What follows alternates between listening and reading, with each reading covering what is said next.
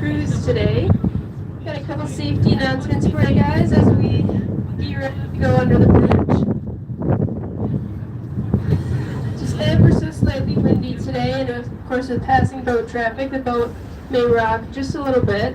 So if you are using the stairwells at any point throughout the cruise, which you are welcome to do so, just hang on to those railings. They're a little bit steeper than what you might have at home.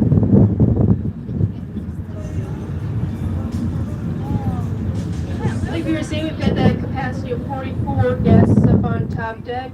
And we've got the chains up now. It doesn't mean you can't come down or go up. We'll just be periodically counting to maintain that Coast Guard regulation so we don't get pulled over. So if you're up there and you get too warm, feel free to come down just even if the chains are up. We do have life jackets on board. They are located in these white life jacket boxes at the boat on first and second deck.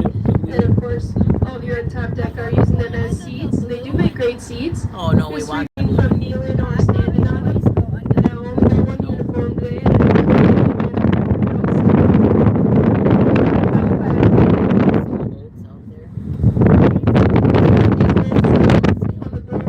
At least on first deck and part of the second deck. They are not bolted down, so they still are just in the door wells to keep water out of the second deck. So just be mindful as you're going through the doorways. Alright. Snorkeling is illegal and prohibited on all Vista fleet vessels, including and ECRS. We have bathrooms on board. They're located at the stern of the boat on the right-hand side, one on first deck and one on second deck.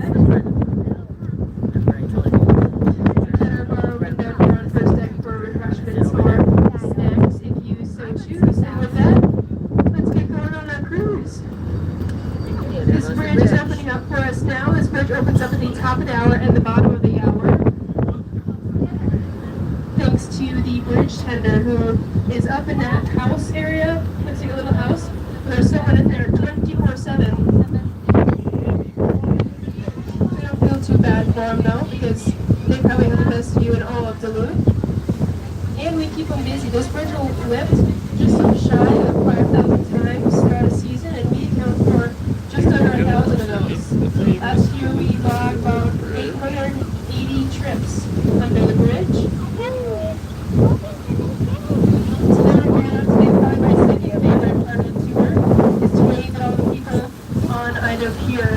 Got a couple stragglers in the south, mostly on the north pier. Feel free to wave at them. Make them get a little jealous that they're not on board with us today.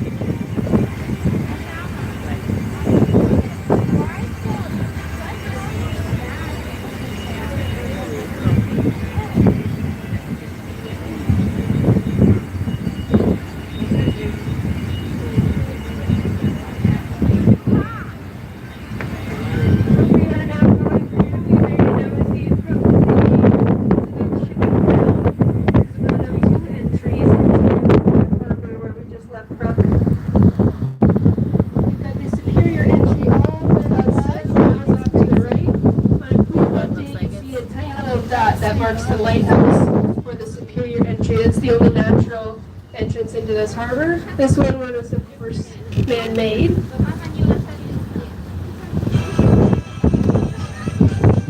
So up to the right of us, this is 7 miles of Park Point or Minnesota Point, whichever you may call it, but it's 7 miles of a beautiful sandy beach that is open to the public. Then off to the right, we've got 7 miles of lake walk. I'll talk about it a little bit. Oh, that's good, guys.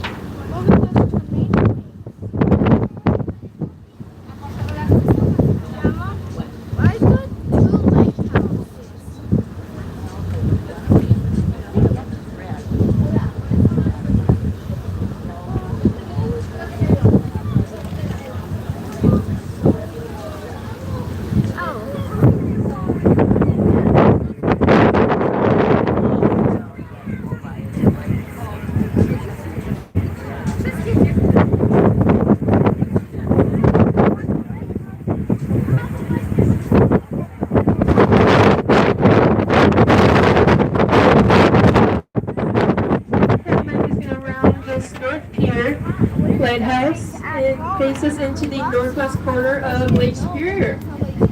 But it didn't always look like this. It was once a hardworking industrial area, not a fun little place to hang out and grab lunch. We're on Lake Superior, guys. Yeah, docks and railway lines, and a bunch of ships waiting out here for their turn in the harbor. And now we've got this lovely lake walk protected by this long stretch of real expensive rock that protects the boardwalk from the fierceness of Lake Superior. And this is 7 miles of lake walk. It starts here at the bridge. And if you have time to check out this lake walk, I'd start at the bridge, but keep your eyes in the rocks because about 2 years ago, I dropped my car keys and my apartment keys in these rocks, and I heard a plop, but I still have hope. So if you find them, had a red keychain on them, let me know. I'm here till 7:30.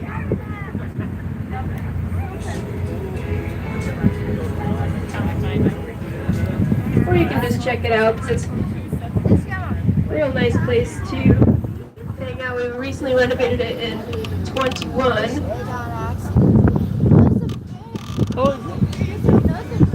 Oh my gosh, they are just chilling in the water today, guys. You might notice this brown structure if you're following your outlines along those rocks. Seagulls. This brown tilting structure that looks like it's about to fall in the water. So every year it needs a little bit more. This is the ruins of an old receiving dock that was built in 1919. Now, I've heard a lot of dramatic stories about its original use. Some say it was an old Prohibition gambling era house. Others call it Uncle Harvey's mausoleum. Now, it wasn't as glamorous as a gambling house or as grim as a mausoleum. Uncle Harvey, he was actually a guy. He was named Harvey Whitney, and he was the head of a local construction company. And so he built his hopper out here in the lake, all by itself. Now, why would he do that? Well, like I was saying, at the time, this harbor was super, super busy. We even had about 20 to 30 boats waiting out here in the lake for their turn to get in the harbor. So he figured, I could bypass all this. I could just build my hopper out here.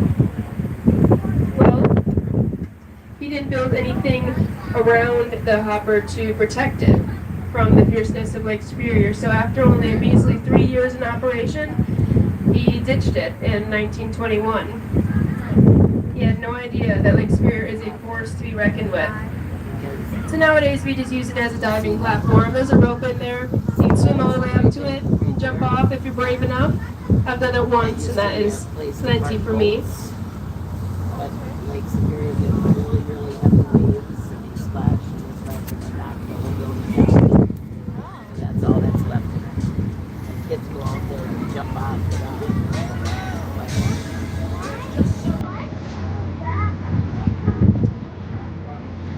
Just tell me what you want.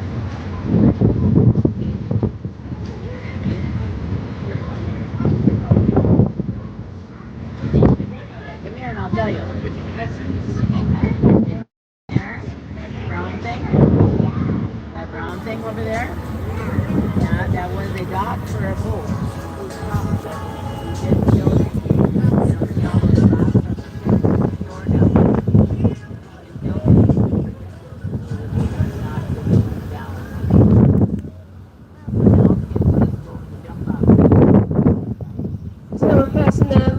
mural. Lake Waukega, you can barely see it, but it's there. This mural depicts the shipping industry all the way from its original time here in Duluth to present day, and it kind of decorates one of the I-35 tunnels that we have here that I'll be talking about in a little bit. But in the meantime, the next thing that sticks out is this white egg-shaped bunker-looking structure. This is our Northland Vietnam Veterans Memorial. And so its design is intentional. It's designed to protect this wall that's behind it that would be a list of 136 men from this area who did not return from war. It's designed to protect that wall and its guests.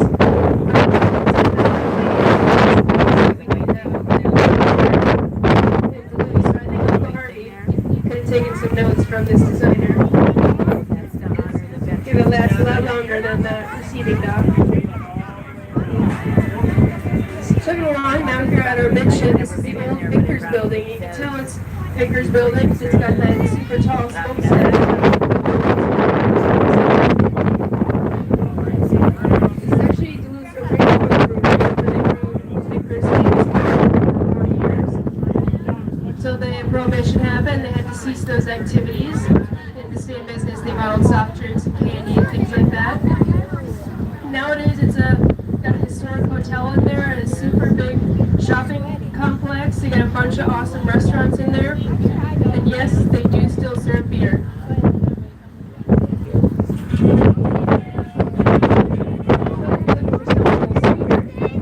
Chugging on just a little bit of the lake walk and we hit that bright blue bridge. Out at that little building off to the right of it, that is the Portland Malt Shop. And so it was actually originally Arkansas's first gas station. And it served this area with gas for about 50 years. Then it was converted into a dress boutique in the 70s. And nowadays it's a malt shop. And just like Vista Fleet, it's a seasonal business, and so they are open in the summer. They're getting lined now for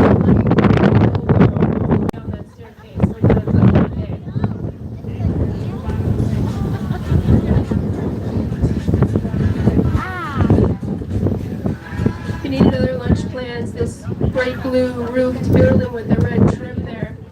You can see it right at our midship. This is Sir Benedict's Tavern. It's a super awesome place to grab lunch, but it's kind of a local favorite, so don't tell too many people I told you about this spot.